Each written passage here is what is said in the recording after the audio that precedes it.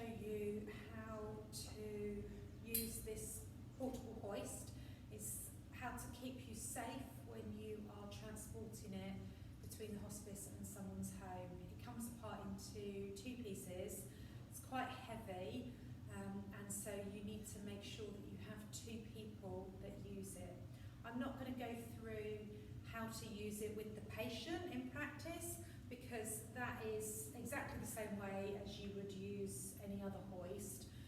This is about keeping you safe while transporting the hoist. So in this video, the hoist is the load. There is an instruction, just come up a bit closer. There is an instruction sheet which has got step-by-step how to take it apart with photos, so it's nice and easy to follow, but this video is to accompany that. It's really important when you've watched this video that you go away and have a go yourself. So have two of you or three of you just have a go at taking it down, taking it apart, picking it up, moving it about, so that you're familiar with it, so that if you get the call that you need to go out, to take it out to a patient, you know what you're doing. It is possible to transport it without taking it apart, and I know that that has happened on occasions, and one of the vehicles has got a ramp and you can push it straight up into it. However, you have to also think about the other end. So you get to the patient's house, it may not be possible to take it into the patient's house in one piece, because if you don't take it apart, it's much heavier, and if you have any steps that you might need to negotiate at the patient's house, then you're going to be putting yourself at risk. So it's really important that you know what to do and you know how to do it to keep you safe. You don't normally put brakes on a hoist, but for transportation it's just much easier if you put the brakes on. And this boom has got to be lowered to the bottom setting. So first things first, lower it all the way down.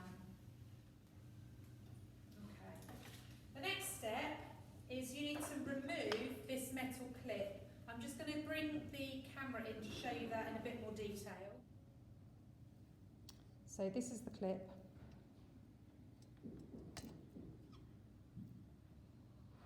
Remove that clip completely.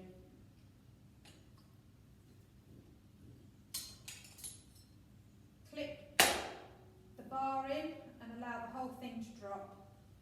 And this bit here, which is going to come down, just rests inside of there. You've now got your metal clip in your hand, so you don't lose it during transport. Pop it back inside and clip it into place so that it's there ready when you want to put the thing back together again.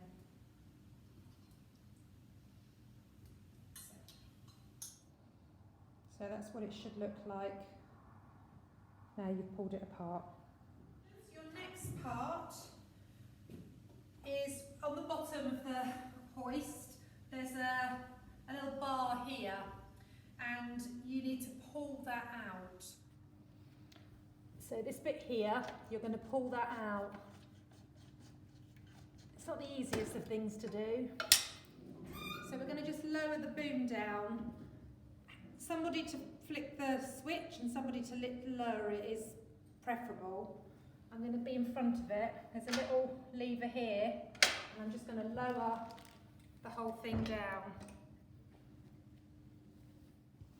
Now, an additional piece, which doesn't come with the hoist, but through trial and error, we've discovered this is very helpful, is to just bungee shut this bit of the hoist, because it comes apart, it slips out, which is really, really unhelpful.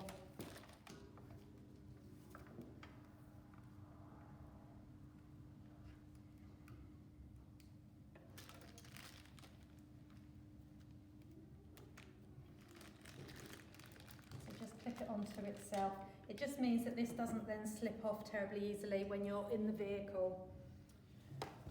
Okay, we're now onto the bit where we can separate the top bit from the bottom bit, and you get the clip that you used before and you pulled out, and you slot it into the side of the bolt that's just above it, that's connecting the two pieces, and you have to turn it anti-clockwise in order to loosen it, and you just keep turning it until the whole thing comes out,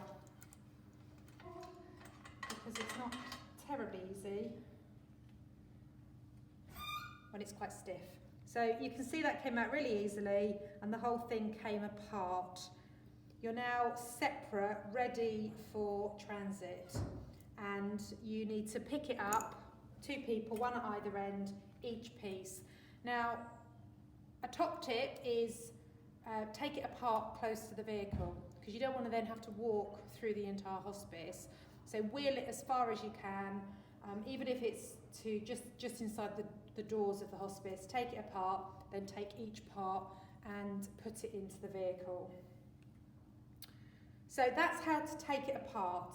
We're now going to attempt to put it back together, and I'm going to need a second pair of hands for definite. Okay, so we're now going to put it back together again. Again, you've got the instructions to follow, and it's just reversing all the instructions that we've just gone through. So this definitely requires two people for this bit. The one thing I didn't say before was make sure that you put the screw back into the slots for transit, so you don't lose it. That's really important. So when you put this back in, you have to make sure it's the higher up of the holes, or else it doesn't fit. Line it up, and then push the screw back in. Goes in really easily. Greased it all up, and then you use the other key thing in the hole as a lever, clockwise this time for tightening. Okay, put that down there, and then we're going to lift up the whole boom.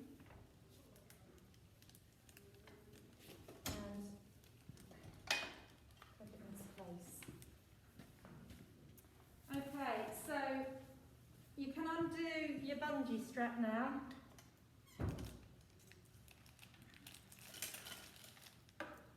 Take that away, because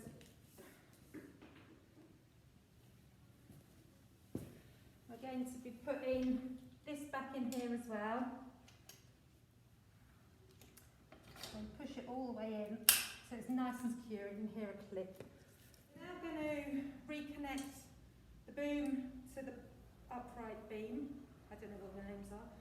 So the clip that you secured for transit earlier, you remove, and then you need two people to do this.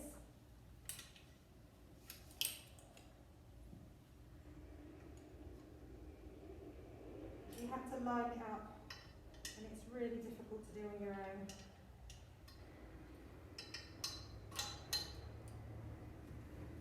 But much easier to do with two. So I'm just going to show you that again, just a little bit closer, so you can see it properly.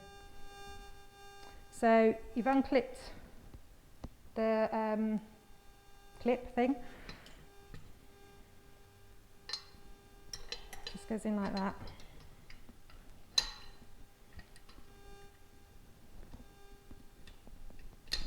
So, and then you're ready to go. So now you've seen how it comes apart, how it gets put back together again, you need to go away and have a go, practice, follow the instructions and familiarise yourself with it.